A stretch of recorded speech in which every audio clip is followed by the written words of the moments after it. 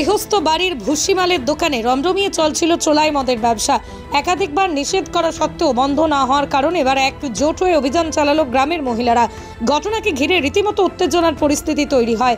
ঘটনাটি পশ্চিম মেদিনীপুর জেলা চন্দ্রকোনা থানার অন্তর্গত বাচকা গ্রামের। জানা গেছে, বাচকা গ্রামের বাসিন্দা অসিত ভুঁইয়া নামে এক ব্যক্তির বসত বাড়ির সাথেই রয়েছে ভুসিমালের দোকান। দীর্ঘদিন ধরেই এই ব্যক্তি তার বাড়িতে চোলাই মদের ব্যবসা করছেন। এমনকি এই দোকান থেকেই মদ কিনে তার বাড়িতেই চলে চোলাই মদের আসর। অসিতের বাড়িটি বাচকা গ্রামের একেবারে নির্জন একটা জায়গায় হওয়ার কারণে চোলাই মদের কারবার টের পাননি অনেকেই। গ্রামের মহিলাদের দাবি, গ্রামে আরও চোলাই কারবার চলতো, সেগুলো তারা বন্ধ করলেও অসিত ভুঁইয়ার চোলাই কারবার শুরু হওয়াতে অন্যরাও পুনরায় ব্যবসা শুরু করেছে। গ্রামের মহিলাদের আরও দাবি, গ্রামে চোলাই মদের কারবারের জেরেই মাতালের উৎপাত থেকে শুরু করে চুরির ঘটনা বেড়ে চলেছে। এমনকি গ্রামের নাবালক ছেলেরাও চোলাই মদে আসক্ত হয়ে পড়ার আশঙ্কা তৈরি হয়েছে। তাই প্রশাসন দ্রুত চোলাই মদের বন্ধে তৎপর হোক এবং চোলাই কারবারিদের বিরুদ্ধে কঠোর ব্যবস্থা নিক।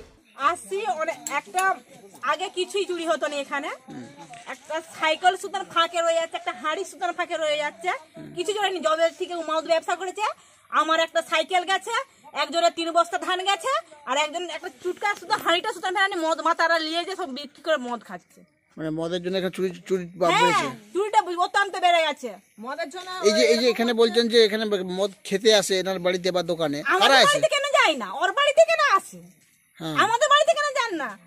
যে আমি দিদি আমি আমার তোমার বাড়িতে মদ খাবো বলেনি কেন? ওখানে ওদিকে দেখে দেখে বলছে আমার বাড়ি তো ফাঁকা, এরকম ডাঙ্গা জায়গা। মানে রীতিমতো বাড়ির ভিতরে এখানে চলে সব। হ্যাঁ রোজারি চলে, বারণ করা সত্ত্বেও ওরা এমন কি বলেছে, বাখান দিয়েছে। আপনারা কি চাইছেন? আমরা শাস্তি চাই। মদ এলাকায় না মদ থাকে কারো ঘরে, অনেকবার বারবার বারণ করাইছে। সামান্য ওই গ্রামে হয়েছে, আমরা তুলে দিয়েছি, সেটা আর হয়নি, সেখানে আর হয়নি। এখানে আবার দেখছি যে উনি আরম্ভ করার পর তো আবার আরেকজন আরম্ভ করেছে, বলছে ও তুললে আমরা তুলবো। বারণ করা সত্ত্বেও যদি ওরকম করে, আমরা তারপরে দেশ কমিটিকে জানালাম। দেশ কমিটি বললো তোমরা মেয়েরা দেখো, তারপর আমরা প্রশাসনকে জানাবো। ও যদি তুলে দেয় ভালো, নালে আমরা প্রশাসনের বিরুদ্ধে যাবো। এইভাবে এরকম করে থাকে। এই তো এরকম ছেলেরা এইটুকুন বাচ্চা ছেলেরা বড়দের দেখলে তো ছেলেরা শিখবে। তাহলে এই জ্ঞানটা ওদের নেই, সাংঘাতিক জ্ঞান নেই। ছেলেরা তো এখন পড়াশোনার লাইফ ওদের সব করছে। তাহলে মদটা তুলে দিলে এরকম থাকবে, ছেলেদের ভবিষ্যৎ গুলো তো ভালো থাকবে। সেইটা বুঝানি, ওরা তো ছেলে আছে। এরকম করলে কি আর হয়? দেশ থেকে আমরা মদ তুলতে চাই, মদ আমরা দেখতে চাইনি এখানে। ছেলেদের ভবিষ্যৎ ভালো থাক।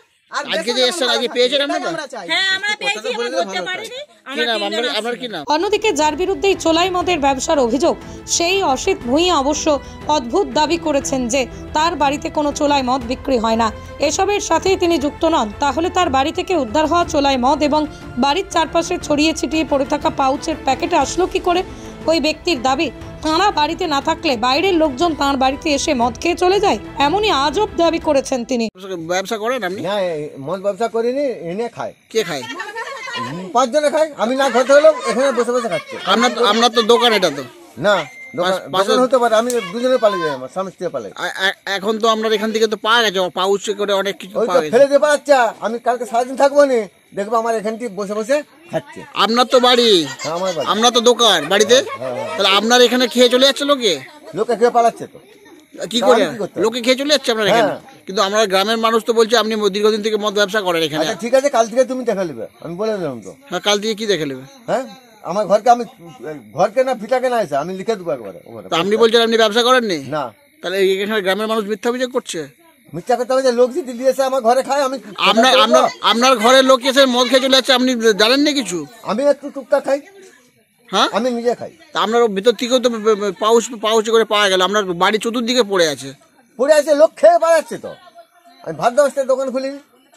আপনার ঘরের সামনে মদ খেয়ে লোকে চলে যাচ্ছে। আমার স্বামী স্ত্রী পালিয়ে যায়, হোটেলে ভাত খাই আমরা। আমরা তো এটা দোকান, হোটেল চাষ করবে।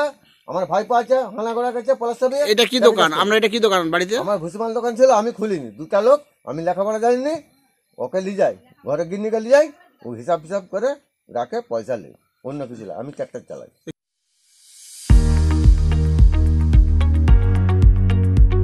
আপনার সেবায় 24 ঘন্টা 7 দিন।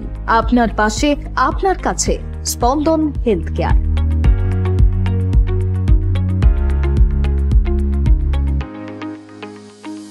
অত্যাধুনিক পরিষেবা, প্রশিক্ষণপ্রাপ্ত নার্স, 24 ঘন্টা পর্যবেক্ষণ, 24 ঘন্টা ডক্টর।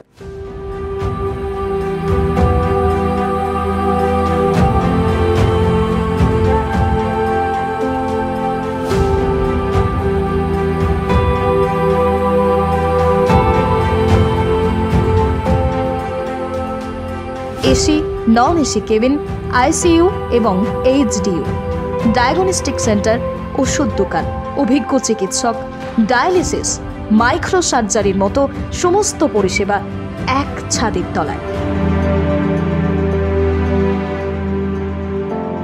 আধুনিক পরিষেবাযুক্ত স্পন্দন হেলথ কেয়ার। আপনার যাবতীয় সমস্যায় দ্রুত যোগাযোগ করুন। আমাদের যোগাযোগ নম্বর 9382548916। আপনাদের জন্য যোগাযোগ নম্বরটি আরও একবার 9382548916। স্বল্প ব্যয়ে স্বাস্থ্যকর পরিষেবা, স্পন্দন হেলথ কেয়ার। আপনার দ্রুত আরোগ্য লাভে সদা সচেষ্ট স্পন্দন হেলথ কেয়ার।